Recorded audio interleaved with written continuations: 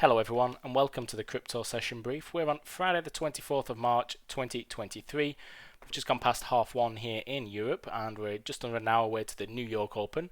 Let's take a look at cryptos so far this week, because after a week of adverse regulatory news and macroeconomic events such as FOMC, further pressure on the banking sector, Bitcoin has held up fairly strong.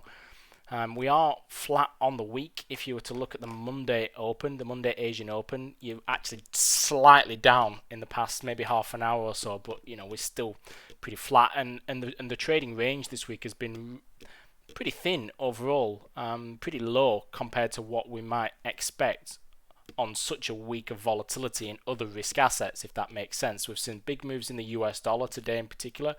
The dollar has been bid, but as you can see here, BTC not really affected. So certainly promising news for, I would say, Bitcoin enthusiasts, if you like to call it that, people who are bullish on cryptos. Other than that, we've got technicals which are looking good. We've got the 27k handle being held onto. We're of course still above the 100 and 200-day moving averages and the 50. So signs are looking relatively promising, I would say, for this move to continue to the upside. 29,000 is a level that we've got to get through. So from a technical perspective, that's the next level, the next major level to get through, and then we'll be looking up at 31,600, and we'll be trading in the 30s since for the first time since June of last year. So not far away, not too far off a year ago. The SEC on Thursday, so yesterday, they urged investors to exercise caution when investing in crypto assets.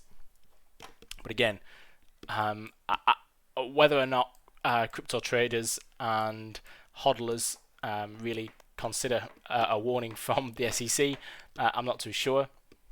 But they did issue a notice to crypto exchange Coinbase earlier in the week. Coinbase's stock slumped as much as 20% yesterday on the back of that news. In other major crypto news, we had Montenegrin police detaining Mr. Do Kwon. He is, of course, infamous from being the founder of Terraform Labs.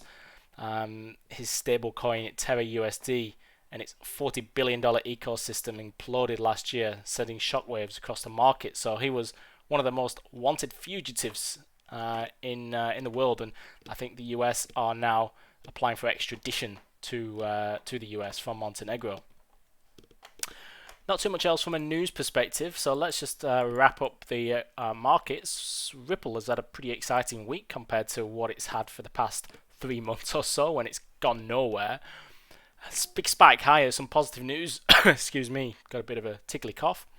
Some positive news earlier in the week that there was some good developments with the case ongoing with the SEC, but that got faded back down. But it's been pretty volatile, to be honest. If you compare the volatility here on Ripple compared to that on BTC, I mean, you can see the difference, and XRP just does not trade in tandem with the others. So it's quite good, if you like, for an uncorrelated crypto within the crypto sphere.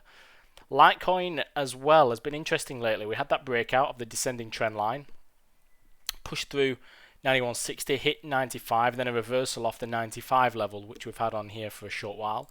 We are just bouncing back a little bit from that today. Ethereum, meanwhile, tries to be able to clear the 1800 handle, unsuccessfully really, because we've got a few closes above there on the H4, but then we just need to try and clear that level now. You can see these higher highs. If I was to put a trend line on here, if it will let me. Let me see, I might just have to zoom in a little bit more. Let's see. Yeah, there we go. I mean, you can see the that overhead trend line now, but we are getting the higher highs within that.